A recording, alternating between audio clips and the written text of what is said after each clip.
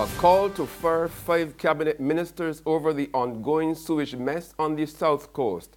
That's our top story in our Barbados Today morning news update for Thursday, December the 7th. I'm Emmanuel Joseph.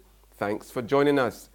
A former Minister of the Environment says a number of ministers in the Friendly Stewart cabinet, including Minister of Finance Chris Sinclair, should be fired over the long-running sewage mess on the south coast.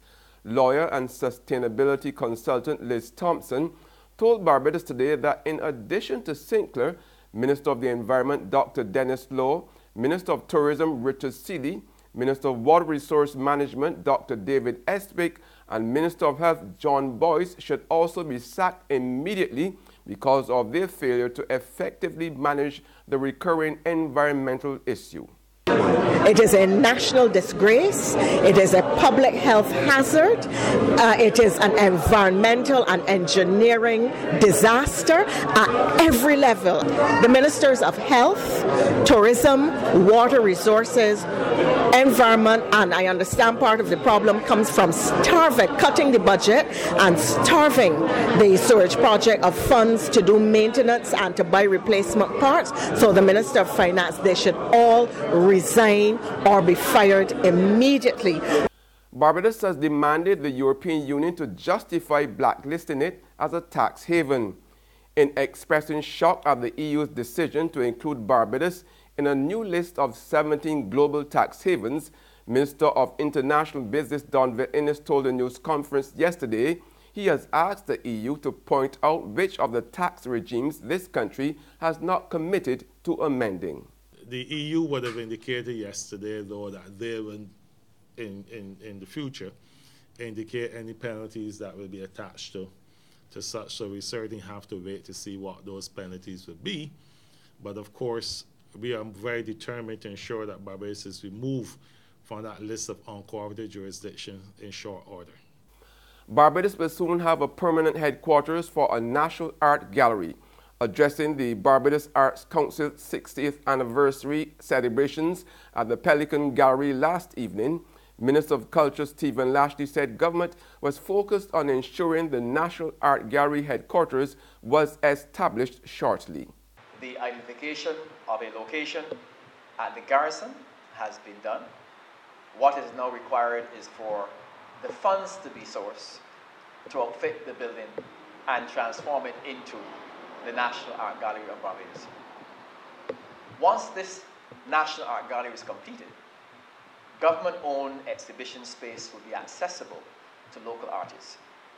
We expect that this would result in an increased number of galleries which are available to our artists, which would in turn lead to an increased number of exhibitions being held throughout the year.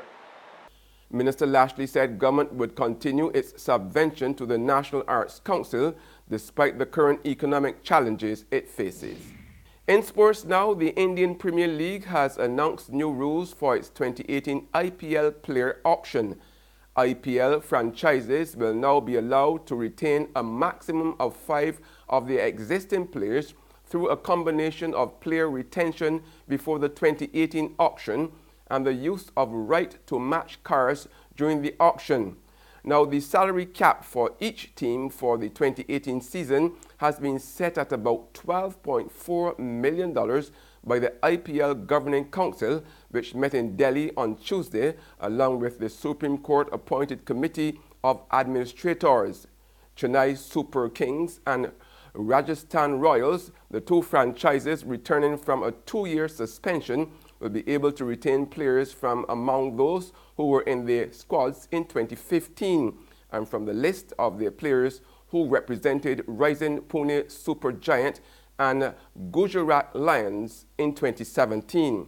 Now, the dates for the auction are yet to be finalized, even though it is understood it may take place on January 29th or February the 3rd. There's regional and international news after this short break.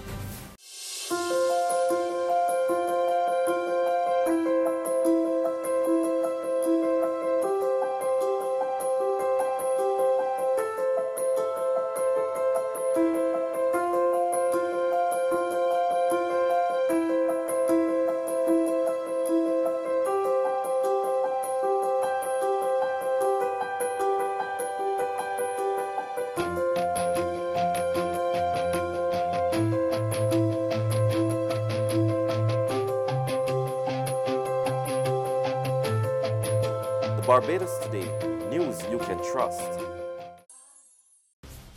Welcome back with news from the region now. Speak Out St. Lucia has welcomed news of a planned implementation of a sex offenders registry in St. Lucia. The organization has long lobbied and advocated for a system to monitor convicted sex offenders. SOS founder Norbert Williams, now an aide in the Prime Minister's office, says this development is very significant. This is extremely important because we have noted over time the number of offenses which have been reported in St. Lucia. And I can tell you, based on my own connection to these situations, that it is a huge problem in St. Lucia and in the Caribbean. The implementation of the registry will go through its processes. It will have to go to the Attorney General. The necessary laws and amendments will have to be made. And an announcement I expect will be made when these things are done and when it will be ready to be implemented. And on the international scene, top Palestinian officials have condemned U.S. President Donald Trump's recognition of Jerusalem as Israel's capital, saying the decision will bolster extremists' calls for holy wars and delegitimize the United States as an arbiter in the peace process. Jerusalem, the holy city, for centuries a religious hub for Christianity, Judaism, and Islam. Its religious significance only matched by its diplomatic sensitivity. The Dome of the Rock and the neighboring Al-Aqsa Mosque, the third holiest site in Islam. A Jordanian religious organization called the Waqf is the custodian of these holy sites. The situation so sensitive that any change to the status quo, even a perceived change, can set off widespread demonstrations. Only steps away, the Western Wall, the holiest site at which Jews can pray, a pilgrimage site for Jews from all over the world. And nearby, the Church of the Holy Sepulchre, where many Christians believe Jesus Christ was crucified. 6 Christian denominations share this church. The keys to the church held by a Muslim family, so the Christian factions wouldn't fight over it. All of this in the old city of Jerusalem, 1 square kilometer of some of the most sensitive land on the planet. When the United Nations drew up its partition plan of 1947 with a Jewish state next to an Arab state, Jerusalem was separated out. It was to be an international city belonging to no one and to everyone. The plan, accepted by the region's Jewish leaders, was rejected by Arab leaders. That's news and sports, but for the very latest, visit our website at www.barbadostoday.bb. You can also subscribe to our e-paper, email updates, or like us on Facebook. We are also on Izumi Media in bus terminals, as well as screenplay at supermarkets and gas stations near you. You can also hear us on Mix 96.9 FM. I'm Emmanuel Joseph. Have a fantastic day.